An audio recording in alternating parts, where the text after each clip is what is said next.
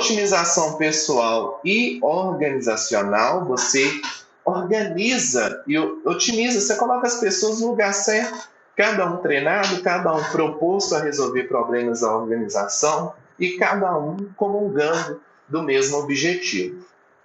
Atendimento de exigências das mudanças, muitas das vezes, deixa eu olhar a palavra aqui. Depois alguém me ensina a editar, porque essas paradinhas assim, eu ainda não sei, quase engasguei. Às vezes tem mudança organizacional, há uma necessidade de oferecer treinamento. Mudou de uma hora para outra, e aí, como é que faz? Vamos treinar para a gente aprender o novo. E sobre a abrangência do treinamento, nós vamos destacar 2 aspectos. Um técnico e um de comportamento. O técnico, ele vai dizer respeito ao conteúdo desse treinamento. Ele vai mensurar também os resultados que você quer alcançar. Se é produtividade, se é eficiência. Eu quero fazer aquele produto, eu sou na indústria. A partir desse treinamento, eu vou otimizar a forma de criar aquele produto. Ele era na linha de produção, demorava 40 minutos para um produto ficar acabado. Não, eu quero reduzir esse tempo a 30 minutos. Então, isso é um resultado sobre abrangência no aspecto técnico. Ele também define, dentro do aspecto técnico do treinamento, quem é a pessoa que vai dar esse curso, esse treinamento, esse workshop. Nós vamos ver quais são as metodologias utilizadas para o ensino do treinamento, quem vai ser esse instrutor, e quem serão essas pessoas a serem, quem serão esses colaboradores que irão participar desse treinamento. Ele traz também o aspecto do comportamento. O primeiro nós falamos, aspecto técnico, e o comportamental. O comportamental, ele me diz quais as competências e quais as atitudes e os comportamentos que eu quero desse meu colaborador que foi treinado, que foi capacitado. Vocês lembram que quando a gente conceitua treinamento, a gente passa pelo chá? E o que é a última letra do chá? A atitude. Esse é o aspecto que eu avalio a atitude. Aspecto comportamental. Você ofereceu o treinamento, você observou sua equipe, eles mudaram o comportamento?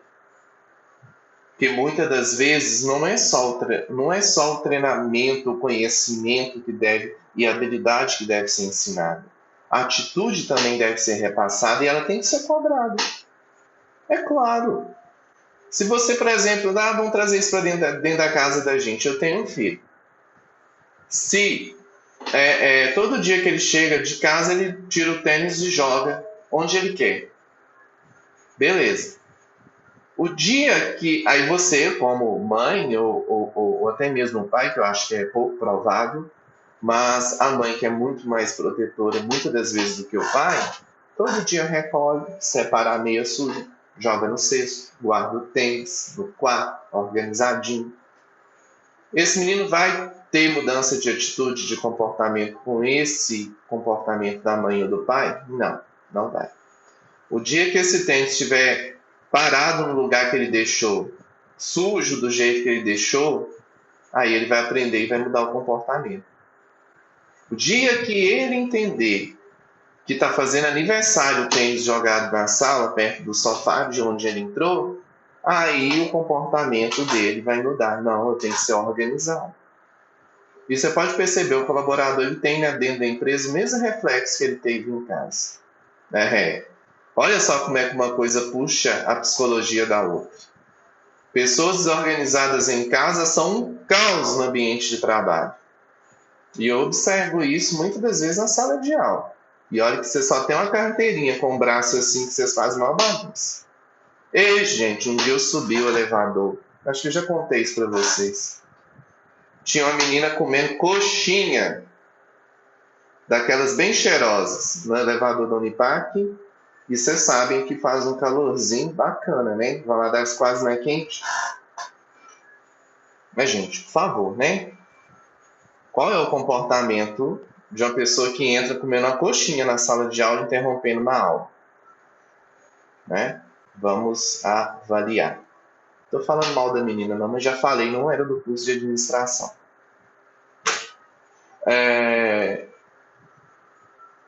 Depois eu falo para vocês quem é. Processo de treinamento, ele passa pelo diagnóstico, planejamento, pela execução e avaliação. E a avaliação, ela abrange todas as etapas. Por quê? Ela tem que retornar e trazer feedback se todas as etapas foram executadas de maneira satisfatória.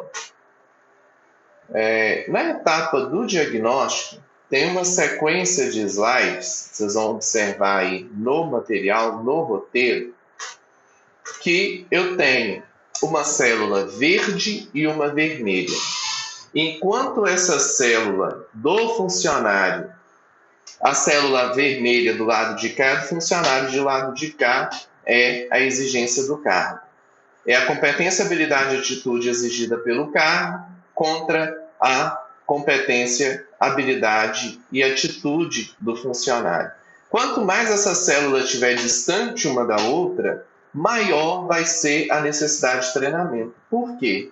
Você exige do seu funcionário uma atitude, uma competência, uma habilidade, mas ele tem outras. Então, você precisa alinhar e mesclar essa competência, essa habilidade e essa atitude. Quando eu consigo alinhar uma dentro da outra, é como se fosse o Sol com a Lua, e a Lua estava minguante, e já diria a poeta Joelma, a Lua me traiu, acreditei que era para ser e não era. Não é bem assim a música, não, nem você sabe que música eu estou falando. Eu terei uma defasagem mínima em treinamento e desenvolvimento. Quanto mais estiver alinhado, a Lua me traiu, acreditei que era para valer e não era, eu tenho a defasagem mínima do treinamento e desenvolvimento. Continuando a primeira fase, eu já falei para vocês, vamos lembrar, nós temos 3 fases do processo de treinamento e desenvolvimento. A primeira é LNT. O que é LNT? Levantamento das necessidades de treinamento. E ela traz ela apresenta carências, né? Necessidades, porque se é diagnóstico, eu vou ao médico, estou com um problema aqui, ele tem que me dar o diagnóstico, ele vai falar o que eu tenho. E esse o que eu tenho, o que a empresa tem, ou é reativo, ou tem que ser prospectivo. Reativo, pior que eu não posso falar palavrão, reativo é que já aconteceu.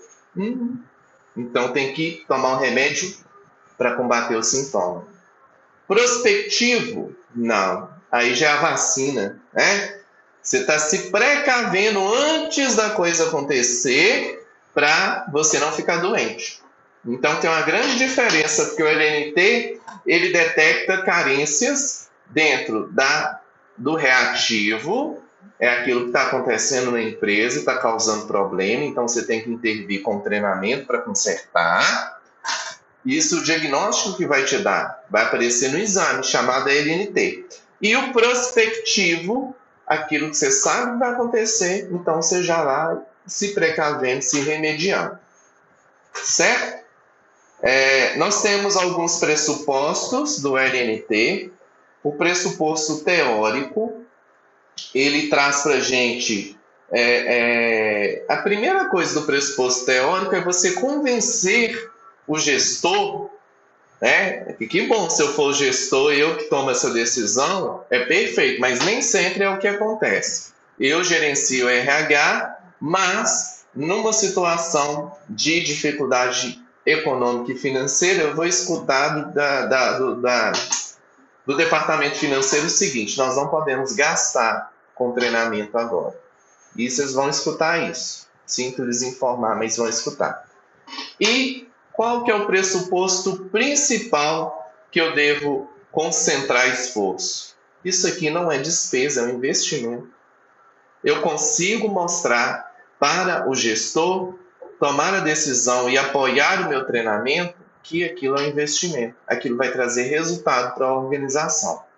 O pressuposto metodológico, ele traz para mim as dimensões da estrutura geral desse treinamento, como vai ser oferecido, qual data, qual turno, qual horário, quanto tempo de treinamento, quais serão as tarefas envolvidas nesse treinamento, né? Porque é bem metodológico, e o perfil do indivíduo que será treinado. Para a realização do LNT, que é o meu diagnóstico, é o meu exame que eu falei, né, comparando com vocês, eu posso aplicar questionário, entrevistar os colaboradores, aplicar testes ou exames, ou simplesmente observar. Ah, é uma fábrica? Ah, eu tenho muita experiência, eu sou consultor, eu sou da área de gestão de pessoas. Vou lá observar dentro das técnicas das técnicas relacionadas à análise do trabalho, do ambiente comportamental de trabalho. Eu tenho observação, tempo e registro. Basicamente é isso. São as análises científicas do método de trabalho. A ciência é eu. Eu transformo o método em ciência a partir do momento que eu observo, eu cronômetro e eu anoto. Eu registro. Basicamente isso. Folha de avaliação de desempenho é outro método também. E a solicitação direta do trabalhador do supervisor. O próprio supervisor da área dá o grito e fala assim, o povo está errando demais, tem que treinar esse povo. Ou o próprio funcionário fala, eu não sei fazer isso, eu preciso de treinamento.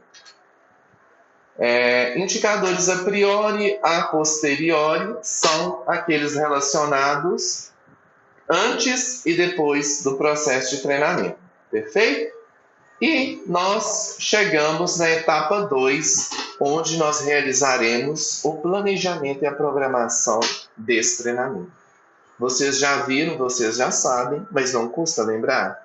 Apertem os cintos, retornem o encosto da poltrona na posição vertical, abra a persiana da janela e trave a mesinha. O que vocês não custam, não sabem lembrar? O plano de ação.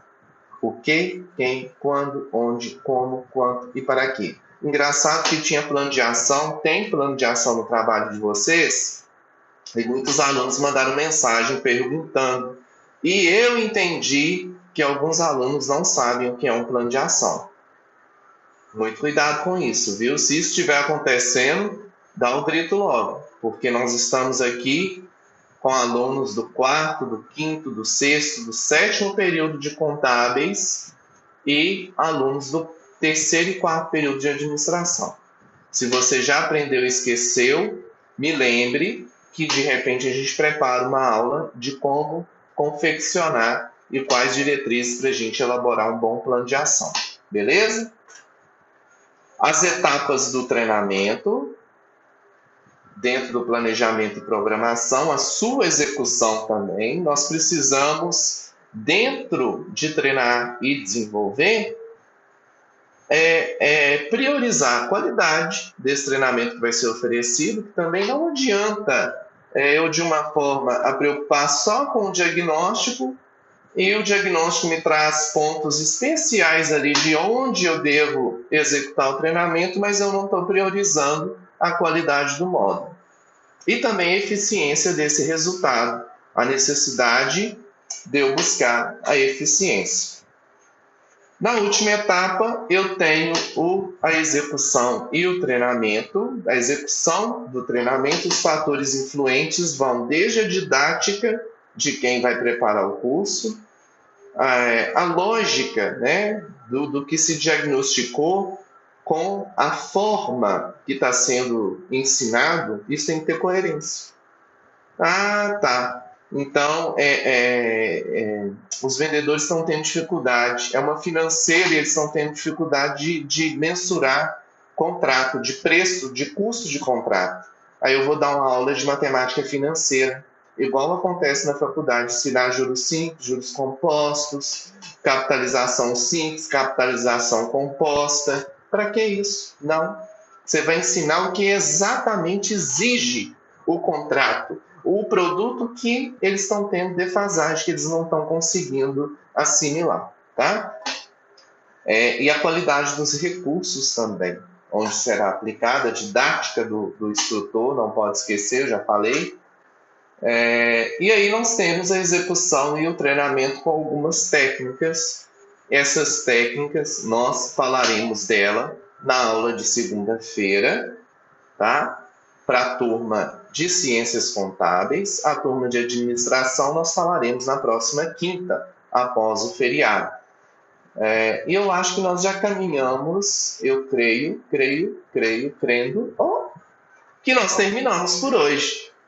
Aula rapidinha, aula expressa, como eu disse, hoje no nosso calendário acadêmico é recesso, véspera de feriado. Então eu estou gravando essa aula para a gente atualizar o conteúdo, porque após a avaliação da primeira etapa nós não nos encontramos, né? Nem de forma online, virtual. Então havia necessidade de a gente atualizar esses conteúdos. Para as aulas de segunda-feira, eu creio que essas crianças já terão assistido esse vídeo, essa videoaula, e também dado uma lida, uma folheada nos roteiros de aula, que são nossos slides que já estão postados lá no portal. Para terminar, eu quero deixar